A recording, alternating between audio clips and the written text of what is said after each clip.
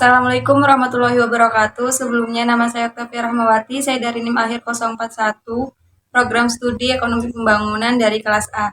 Di sini saya akan menjelaskan hasil paper yang sudah saya buat dari mata kuliah Sejarah Pemikiran Ekonomi dengan judul yang saya ambil yaitu Analisis Peran Bank Sentral dalam Mengatasi Krisis Ekonomi. Baik, di sini saya akan menjelaskan sedikit latar belakang tentang paper yang sudah saya buat. Indonesia merupakan salah satu negara di Asia Tenggara. Secara geografis, Indonesia terdiri dari pulau-pulau yang terbentang antara benua Asia dan benua Australia, serta Samudra Hindia dan Samudra Pasifik. Negara ini merupakan negara kepulauan terbesar di dunia yang terdiri kurang lebih dari 17.000 pulau dengan Pulau Jawa, Sumatera, Kalimantan, Sulawesi, dan Papua masih menjadi pulau terbesar dan terpadat. Indonesia memiliki penduduk yang beragam secara etnis, budaya, dan bahasa. Bahasa resmi negara ini yaitu menggunakan bahasa Indonesia. Dengan negara ini memiliki sejarah panjang dan peradaban serta kerajaan telah berkembang di wilayah ini sejak zaman kuno. Pada tahun 1945, Indonesia memperoleh kemerdekaan dari penjajahan Belanda dan menjadi negara merdeka. Indonesia merupakan negara kerakyatan dengan sistem pemerintahan republik. Presiden merupakan kepala negara dan pemerintahan serta politiknya berdasarkan prinsip konstitusional Undang-Undang Dasar Negara Republik Indonesia tahun 1945. Pengertian ekonomi. Ekonomi sendiri merupakan ilmu sosial yang mempelajari produksi, distribusi, dan konsumsi barang dan jasa dalam suatu masyarakat. Secara umum, ekonomi mempelajari bagaimana manusia mengelola sumber daya yang terbatas untuk memenuhi kebutuhan dan keinginan mereka.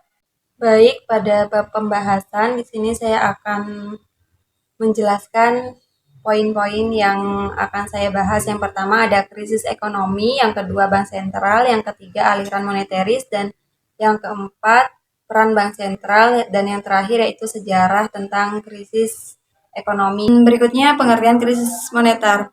Krisis moneter merupakan kondisi ekonomi di mana suatu negara mengalami gangguan serius dalam sistem keuangannya, terutama terkait dengan mata uangnya.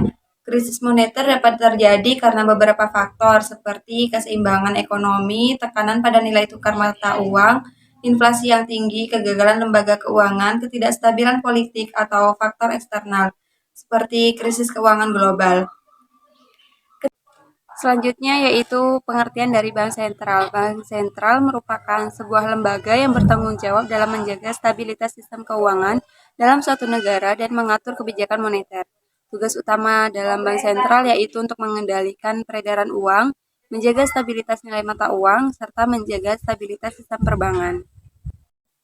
Yang berikutnya ada aliran moneteris. Aliran moneteris atau moneterisme merupakan sebuah teori ekonomi yang menekankan peranan uang dalam mengatur kegiatan ekonomi. Teori ini dianggap sebagai cabang ekonomi klasik yang berkembang pada tahun 1960-an oleh seorang ekonom terkenal yang bernama Milton Friedman. Dan menurut teori ini, pengaruh jumlah uang yang beredar akan memiliki dampak besar terhadap tingkat inflasi dan pertumbuhan ekonomi di dalam suatu negara.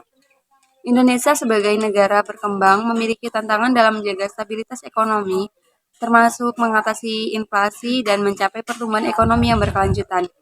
Oleh karena itu, pemahaman tentang aliran moneteris dan pengaruh jumlah uang yang beredar menjadi penting bagi kebijakan ekonomi di Indonesia.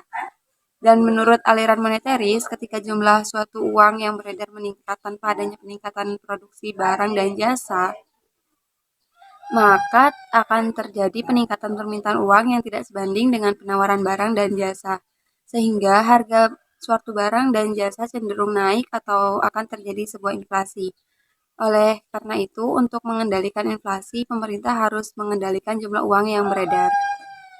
Berikut beberapa fungsi dari Bank Sentral. Yang pertama, sebagai kebijakan moneter, Bank Sentral memiliki kendali atas kebijakan moneter dalam suatu negara.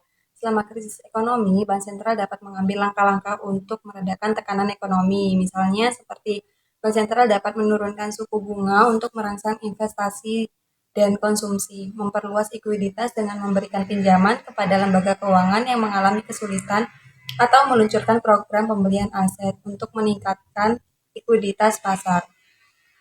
Yang kedua yaitu stabilitas keuangan. Salah satu peran kunci bank sentral yaitu untuk menjaga stabilitas keuangan. Selama krisis, bank sentral dapat mengambil tindakan untuk mengatasi ketidakstabilan pasar keuangan. Hal ini meliputi memberikan likuiditas tambahan kepada lembaga keuangan yang menghadapi tekanan, memonitor dan mengawasi risiko sistemik, serta memberikan perlindungan terhadap keruntuhan lembaga keuangan yang dapat mengganggu stabilitas sistem keuangan secara keseluruhan. Berikutnya yang ketiga yaitu pengawasan dan regulasi. Bank sentral bertanggung jawab atas pengawasan dan regulasi sektor keuangan.